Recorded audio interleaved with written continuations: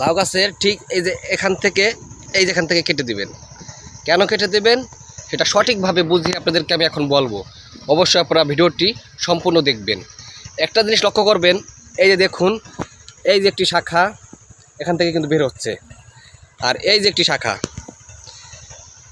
এই যে ভালো করে দেখবেন কিন্তু, এই যে দেখুন এই শাখাগুলো মূলত মাদি, আর এই যে দেখুন এইগুলো কিন্তু মাদি শাখা, আর এই যে দেখুন এটা দেখছেন, আর এই যে লাউ গাছের যে শাখাটা বের হয়েছে এটা কিন্তু পুরুষ।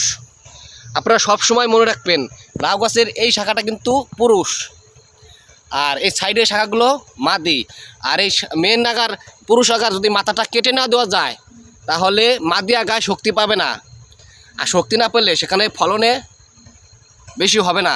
আর ফলন বেশি পেতে অবশ্যই এই মাদি আগার এই পুরুষ আগারটির মেন আগাটুক কেটে দেবেন, এই আগাটুক কেটে দেবেন, তাহলে ফলন বেশি হবে। আর এই শাখা থেকে অনেক বেশি মাদি ফলের সংখ্যা আসবে। এই দেখুন এটা শাখা বের হয়েছে, এই দেখুন একটি ফল দেখছেন, এই যে আবার এই দেখুন এটা মাথায় কিন্তু ফল আছে ছোট, এটা কিন্তু মাদি ডোকা। আর এই লাউ গাছের একটা জিনিস মনে রাখবেন, এই যে মেন শাখাটা হয় এটা হবে পুরুষ। অবশ্যই আপনারা লক্ষ্য রাখবেন। আর এই সাইডের আগাগুলো একটু শক্তি পাওয়া দেবেন। আর গাছে প্রচুর পরিমাণ খাবার দিতে হবে ভাই, গাছের গোড়ায় প্রচুর পরিমাণ খাবার দিতে হবে।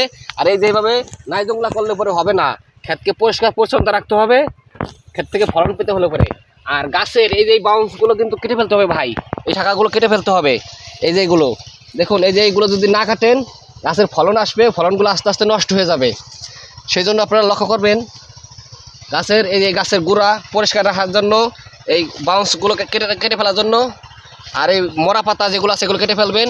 আর গাছের যেসব ওষুধ লাগে, জাপ পোকা, তারপরে কিউট মাছি, যেসব ওষুধ লাগে অবশ্যই আপনার গাছে ব্যবহার করবেন।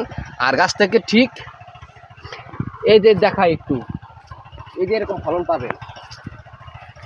আর ফলন আসার পরে ভাই এইভাবে কিন্তু নষ্ট হয়ে যাবে। এই দেখুন, এই দেখুন, এই দেখছেন এইগুলো কিন্তু নষ্ট হয়ে গেছে খালি অবহেলার কারণে। এখানে 3টা লাউ না 300 টাকা ভাই নষ্ট হয়ে গেছে। আপনারা মনে রাখবেন এই লাউ ক্ষেত্রে সঠিক সময় সঠিক ওষুধটি ব্যবহার করবেন, কখনো কড়া ওষুধ ব্যবহার করবেন না। কড়া ওষুধ ব্যবহার করলে জালিটা নষ্ট হয়ে যাবে, গাছও হিটে ধরে যাবে। আপনারা যে ওষুধটা ব্যবহার করতে হয় ঠিক সেই ওষুধটা ব্যবহার করবেন। আশা করি লাউ গাছ থেকে প্রচুর পরিমাণ ফলন পাবেন।